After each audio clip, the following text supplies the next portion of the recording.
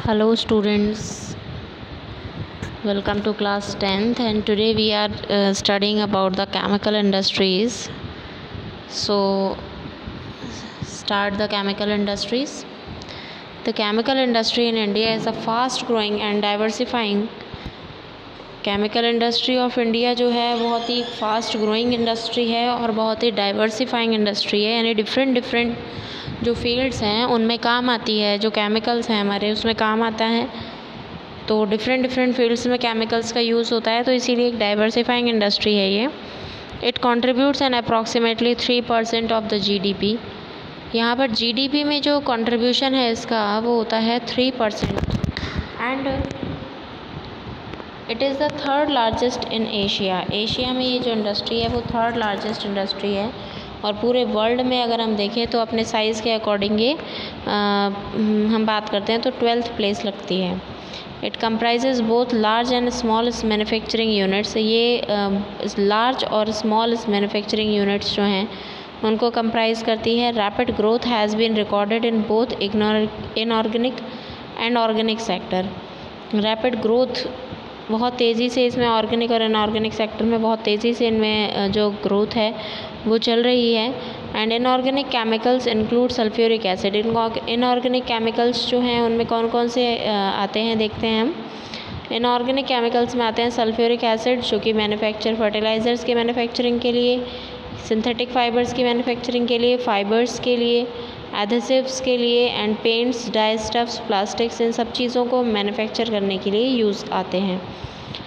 Nitric acid, alkali, soda ash, ये सब काम आते हैं ग्लास बनाने के लिए यानी कांच बनाने के लिए, सोप्स के लिए, डिटर्जेंट्स के लिए, पेपर के लिए और कास्टिक सोडा के लिए। तो ये सभी क्या हैं, इनऑर्गेनिक केमिकल्स हैं। These industries are widely spread over the country. ये जो इंडस्ट्री है पूरी कंट्री में बहुत ही अच्छे से हम कह सकते हैं स्प्रेड है और बहुत ही ज़्यादा कंट्रीब्यूशन जो है इसका देखने के लिए मिलता है हमारे इंडस्ट्रीज़ में। और हमारे जीडीपी में भी टोटल जीडीपी में जो 3% है जीडीपी का वो केमिकल इंडस्ट्री से ही आता है। Why do you think it is so? Organic chemicals जो होते हैं, देखिए इनऑर्गेनिक के बारे में तो हमने पढ़ लिया, लेकिन ऑर्गेनिक केमिकल्स जो होते हैं उसके अंदर क्या क्या है देखिए। ऑर्गेनिक केमिकल्स के अंदर है petrochemicals which used for the manufacturing of synthetic fibre, synthetic rubber, plastic, dyestuffs, drugs, pharmaceuticals, इन सभी चीज़ों को यूज़ किया जाता है मैन्युफैक्चरिंग के लिए। Organic chemical plants are located near oil refineries. Organic chemical plants जो हैं वो नियर ऑयल रिफाइनरी के पास में लोकेट होते हैं और पेट्रोकेमिकल प्लांट्स के पास में लोकेट होते हैं। जितने भी ऑर्गेनिक केमिकल प्लांट हैं वो हमेशा ऑयल रिफाइनरीज और पेट्रोकेमिकल प्लांट्स के पास ही लोकेट किए जाते हैं, जैसे वहाँ पे इजीली उन्हें सब मटेरियल जो है मैन्युफैक्चरिंग का वो मिल जाता है और इजीली मैन्युफैक्चरिंग हो जाती है। The chemical industry is its known chemical industry is its own largest consumer. Chemical industry जो है वो खुद की लार्जेस्ट कंज्यूमर है। Basic chemicals undergo processing to further produce other chemicals that are used for industrial applications. Basic chemical industries जो हैं further produce के लिए, जो कि एग्रीकल्चर के लिए डायरेक्टली यूज़ की जाती हैं, कंज्यूमर मार्केट्स के लिए, तो इन सब चीज़ों के लिए जो इंडस्ट्रीज़ हैं इनको यूज़ किया जाता है। बेसिक केमिकल्स जो हैं वो यूज़ किए जाते हैं, अदर केमिकल्स हैं यूज़ किए जाते हैं, इंडस्ट्रियल एप्लीकेशंस के लिए यूज़ किए जाते हैं। तो ऐसी बहुत सारी चीज़ें हैं जहाँ से जिसके लिए केमिकल इंडस्ट्रीज़ को हम यूज़ करते हैं। अब हम लिस्ट बनाएं, अगर जिनकी भी चीज़ों की हमें नॉलेज है तो वो लिस्ट आपको खुद को प्रिपेयर करनी है कि केमिकल इंडस्ट्रीज़ जो हैं तो या केमिकल्स जो हैं वो किस किस इंडस्ट्री में यूज़ आते हैं।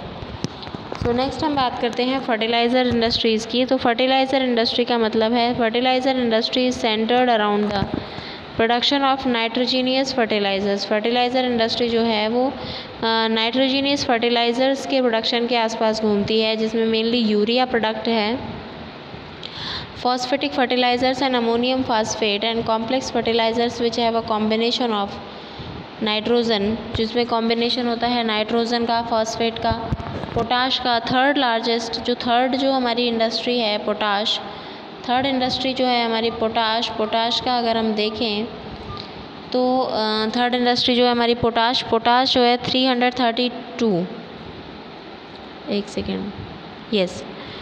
तो इसमें देखिए मेनली जो हमारे प्लांट्स के लिए जो ज़रूरी होता है उसमें हमारा ज़रूरी होता है NPK। NPK का अगर हम ध्यान रखें तो NPK का मतलब है नाइट्रोजन, फास्फेट एंड पोटाश। के को यहाँ पे पोटाश से शो किया जाता है। और जो थर्ड है हमारा potash, potash is entirely imported as the country. Potash जो है वो पूरे तरीके से इम्पोर्ट किया जाता है। Any reserves of commercially usable potash और potassium compound in any form. हमारे इंडिया में एक भी जो कंपाउंड है यानी कि पोटाश जो है उसके किसी कंपाउंड यानी सिंगल फॉर्म में तो पोटाश अवेलेबल है ही नहीं, लेकिन कंपाउंड में भी जो पोटाश है वो अवेलेबल नहीं है। इंडिया जो है थर्ड लार्जेस्ट प्रोड्यूसर्स है वैसे तो नाइट्रोजनस फर्टिलाइज़र का। 57 फर्टिलाइज़र यूनिट्स हैं यहाँ पर। Manufacturing nitrogenous and complex nitrogenous fertilisers की 29 for urea and 9 for producing ammonium sulphate. Ammonium sulphate के लिए भी है यहाँ। And by product 68 small units हैं produce single super phosphate. Single जो सुपर फास्फेट है उसको प्रोड्यूस करते हैं। तो देखिए काफ़ी अच्छे जो फर्टिलाइज़र के जो सेंटर्स हैं वो यहाँ पे अवेलेबल हैं। At present there are 10 public sector undertakings, 1 in cooperative sector at Hajira in Gujarat and under the underline कर लीजिएगा इसको कि 10 तो पब्लिक सेक्टर अंडरटेकिंग है हमारे पास, और जो एक हाजिरा गुजरात में कई बार एग्ज़ाम में आ चुका है कि फर्टिलाइज़र कॉरपोरेशन जो है हाजीपुर वो कहाँ पर है, या फिर ये कोऑपरेटिव सेक्टर है या फिर पब्लिक सेक्टर है। तो ये कोऑपरेटिव सेक्टर है। किसी भी तरीके से इसका क्वेश्चन आ सकता है, चाहे वो कोऑपरेटिव सेक्टर्स पूछ सकता है, चाहे वो प्लेस का नाम पूछ सकता है, चाहे वो फर्टिलाइज़र है क्या है वो पूछ सकता है। आफ्टर द ग्रीन रिवॉल्यूशन के बाद industry expanded to several other parts of the country. Industry ने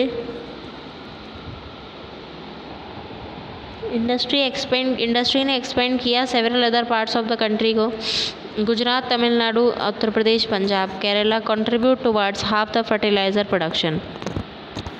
हाफ फर्टिलाइज़र प्रोडक्शन को इन्होंने कंट्रीब्यूट किया।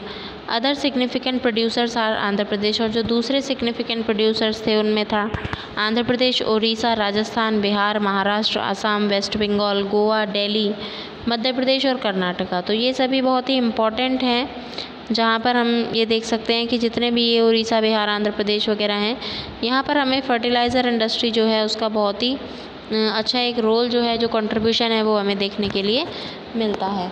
अब ये हो गई हमारी फर्टिलाइज़र इंडस्ट्री जिसको GDP में जिसका कंट्रीब्यूशन 3% है कम से कम। नेक्स्ट इंडस्ट्री की जब हम बात करते हैं that is cement industry. Cement जो है वो इसेंशियल है कंस्ट्रक्शन एक्टिविटी के लिए। तो सभी जानते हैं कि सीमेंट का क्या यूज़ होता है। तो बिल्डिंग हाउसेस के लिए, फैक्ट्रीज़ के लिए, ब्रिजेस के लिए, roads, airports, dams, for other commercial establishments के लिए जो सीमेंट इंडस्ट्री है वो बहुत इम्पॉर्टेंट है, क्योंकि सीमेंट नहीं होगा तो कंस्ट्रक्शन वर्क बिल्कुल ही बंद हो जाएगा। This industry require bulky and heavy raw material like someone, silica, aluminium and gypsum. इस इंडस्ट्री में सीमेंट के प्रोडक्शन के लिए बल्की और हैवी रॉ मटेरियल की ज़रूरत होती है, जैसे limestone, silica, alumina and gypsum. ये सभी बल्की मटेरियल्स में आते हैं। कोल एंड इलेक्ट्रिक पावर, कोल और इलेक्ट्रिक पावर जो है उसकी ज़रूरत होती है रेल ट्रांसपोर्टेशन के लिए। The industry has strategically located plants in Gujarat. Industry जो है उसमें गुजरात में काफ़ी सारे प्लांट्स लोकेट करते हैं that have suitable access to the market in the Gulf countries, जिसमें सूटेबल एक्सेस है मार्केट में गल्फ़ कंट्रीज़ में। तो ये स्ट्रेटेजिकली लोकेटेड है गुजरात में, यानी मेनली जो यहाँ पर जो ट्रेड एंड कॉमर्स होता है वो हमारा गल्फ़ कंट्रीज़ से होता है, यानी कि खाड़ी देशों से होता है, जिसमें अरब देश भी आते हैं। तो इन कंट्रीज़ के लिए गुजरात जो है वो काफ़ी अच्छी लोकेशन है। तो इसी वजह से यहाँ पर जितने भी ये जो सेंटर्स हैं इसके सीमेंट इंडस्ट्री के वो यहीं पर हैं। First cement plant was setup in Chennai in 1904।